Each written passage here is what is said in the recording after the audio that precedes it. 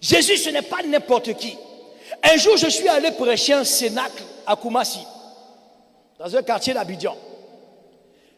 Pendant que je suis en train de prêcher, je fais le ministère, le feu descend. Il y a 2 dames qui ont commencé à ramper. Elles rampent. Je prie, j'ai dit, envoyez à l'intercession. J'ai fini la mission, je suis en train de rentrer chez moi.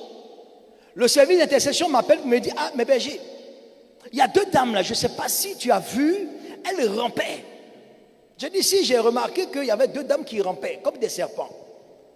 Alors, pendant qu'on était en train de prier pour la délivrance, les dames disent qu'elles avaient été envoyées dans l'assemblée pour lancer des missiles sur toi. J'ai dit, mais demande à ces femmes-là si elles sont intelligentes. Oui, parce que si tu n'as pas discerné spirituellement, il faut discerner naturellement. Un Libanais qui n'est pas dans boutique, qui prêche Jésus-Christ, si tu n'as pas peur, c'est que tu n'as pas peur de Dieu. Hein? Dis à ton voisin, hey! Oh, ce matin, ce qui va se passer ici. Oh. Quelque chose doit se passer. Moi, j'ai tout laissé pour donner ma vie à Jésus. Tu vas lancer un missile. D'ailleurs, même c'est chez nous au Liban, on lance missile. Peut-être que tu ne connais pas la valeur de Jésus. Jésus, il n'est pas prophète. Il n'est pas un homme simple. Jésus, il est Dieu. Vous savez, moi-même, mes parents, mes grands-parents, si on doit faire l'arbre généalogique, là, on va arriver à Ismaël. Parce que tous mes parents sont musulmans. Je suis le seul chrétien de la famille.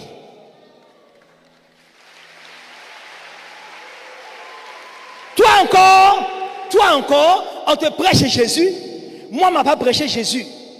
D'abord, quand ça a commencé même, mes parents m'ont appelé Mohamed Noël parce que je suis né le 25 décembre.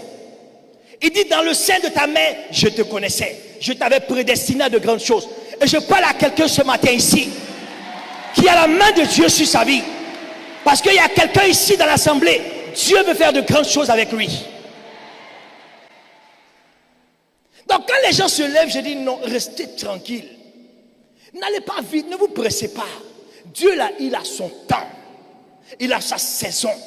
Moi j'étais dans les sciences bizarres. Je vous assure. J'ai fait Maïkari. On dit initiation. On touche mon front, on dit tu vas voir une lumière. Je n'ai jamais vu lumière. Jamais. Je les cherche même. C'est des menteurs. J'ai fini, je suis allé dans tarot, numérologie, astrologie. Je suis rentré en plein dedans. Je vois qu'il n'y a rien. Je suis allé chez les bouddhistes.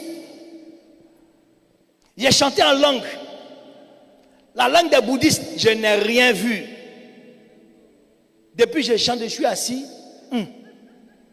Ni devant ni derrière. C'est la réalité. Et ça ne me suffit pas. Je veux une spiritualité pour aider les gens. Je ne comprends pas. Je dis, mais qu'est-ce que je peux faire? Je suis allé dans la Rose-Croix. Ah ouais. Ah ouais. J'ai tourné où? Comme Abraham. J'ai fouillé. Personne. Jusqu'à je suis allé prendre un coach spirituel pour m'aider à ouvrir mes sens spirituels. J'ai commencé à lancer Cori. Les gens consultaient chez moi à la maison, on vient, je lance Cori. Quand tu viens comme ça, je te dis, bon, quand je vois ton problème même, je sais qu'il y a un blocage sur ta vie. Tu vas au marché, tu payes 2 colas qui rient. Tu fais en direct, tu ne connais pas, tu connais, tu es vaincu. Qui n'est pas allé ici chez Marabout une fois? Dites la vérité. Hein? Ah bon? Presque tout le monde. On te dit, prends un œuf, il faut parler. Et puis tu casses un carrefour. Je dis, mensonge. Il n'y a pas Dieu dedans. Amen. Il n'y a pas Dieu. J'ai lancé courir jusqu'à, je suis fatigué. Il y a une femme qui est venue consulter. Elle vient, je lance le courir, je lui donne. Va faire tel sacrifice. Elle fait le sacrifice. Elle revient. un mois, 2 mois après, son problème s'est aggravé. Je dis, ah, mais je ne comprends pas. Alors j'ai commencé à insulter Dieu. J'ai dit, mais Dieu, tu n'existes pas alors. Parce que pour moi, ça ne passe pas dans mon esprit. Comment est-ce que tu peux accepter que des gens souffrent comme ça? Comment toi-même, tu peux accepter qu'il y a des gens qui pleurent comme ça à longueur de journée? Comment tu peux accepter qu'il y a des gens qui dorment dans la rue? J'ai insulté proprement Dieu. Tu n'existes pas. Je vais me coucher. J'ai fait un songe. Une voix qui me parle dit, mon fils, lève-toi. J'ai dit, mais qui me parle? Il me dit, lève-toi, sors. Je sors, je me mets sur une terrasse. Il me dit, est-ce que tu vois autour de toi la nature? J'ai dit, oui, j'aime la nature. Il dit, qu'est-ce qui fait bouger les arbres? J'ai dit, le vent. Je me suis réveillé. Le matin, je suis allé payer une Bible dans une église sans savoir pourquoi je paye Bible. Mais après, j'ai compris que le Seigneur me dit, lui, il est comme le vent. Tu ne le vois pas, non? Mais quand il passe, quelque chose se passe. Amen. J'ai dit, ok, j'ai compris. J'ai payé une Bible. Et puis je lis la Bible. Genèse, Lévitique, Nombre, Deutéronome. Et puis j'avance. J'arrive sur les évangiles, on dit, il y a un certain Jésus tellement puissant. Quand il touche l'aveugle voit, le boiteux marche, le lépreux est purifié, le mort même ressuscite. Je me suis mis à genoux, j'ai dit, c'est aujourd'hui pour moi on va sortir. Jésus, si tu es Dieu, montre-moi ce miracle. Moi j'abandonne tout, je te suis. Vous voyez, les chrétiens ne sont pas violents. Quand j'ai fini de prier, le même soir, j'ai fait un autre songe. La même voix qui me parle, qui me dit, mon fils, lève-toi. Je dis, si c'est toi, Jésus, qui me parle, montre-moi le miracle. Il dit, non.